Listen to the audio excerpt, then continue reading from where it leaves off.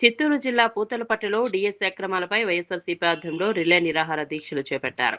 పూతలపట్టు మాజీ ఎమ్మెల్యే సునీల్ కుమార్ అధ్యక్షత నిర్వహించిన ఈ దీక్షలో వైఎస్ఆర్సీపీ నాయకులు, కార్యకర్తలు పాల్గొన్నారు.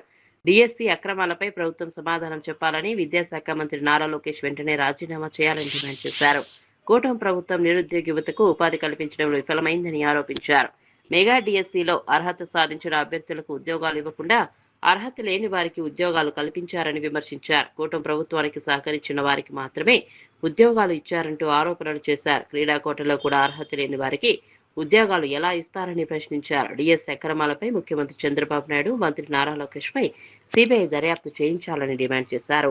జగన్మోహన్ గారు మీడియా ముందు తీసుకొచ్చి సాక్ష్యాధారాలతో సహా మరి ఏవైతే మాట్లాడినటువంటి అభ్యర్థులతో మీడియా ముందు ఎవరైతే కన్నీరు పెట్టుకున్నటువంటి అభ్యర్థులను అధికారుల ముందు కూర్చోబెట్టి సమస్య ఏది, ఎక్కడ అన్యాయం జరిగింది, అసలు నిజంగా అన్యాయం జరిగిందా, లేకపోతే మీడియా ముందు మాట్లాడిన వాళ్ళు అబద్ధమా నిజమా అనేది నిగ్గు తేల్చాల్సినటువంటి బాధ్యత ఈ ప్రభుత్వానికి కాదా అని చెప్పి నేను సందర్భంగా ప్రశ్నిస్తున్నా.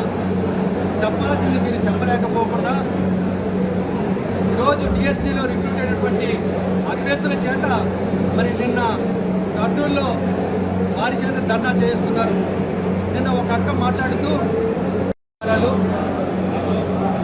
మెగా డిఎస్సీ కాస్త దగా డిఎస్సీ అయిన సందర్భంలో ఈ రాష్ట్ర మాజీ ముఖ్యమంత్రి, వైఎస్ఆర్ కాంగ్రెస్ పార్టీ అధ్యక్షులు గౌరవనీయులు జగన్మోహన్ గారి యొక్క పిలుపు మేరకు గత 3 రోజులుగా ఈ రాష్ట్రంలో నిరాహార దీక్షలు చేపట్టడం జరిగింది.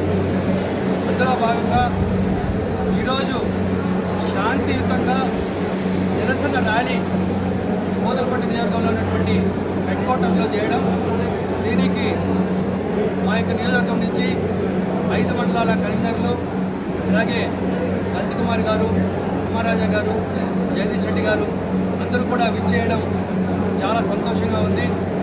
ఈ యొక్క ర్యాలీకి పెద్ద ఎత్తున యువత, అలాగే కార్యకర్తలు, మహిళలు, సోషల్ మీడియా వాళ్ళు అందరూ కూడా రావడం, ఈ కార్యక్రమాన్ని విజయవంతం చేయడం మనందరం కూడా చూసాం.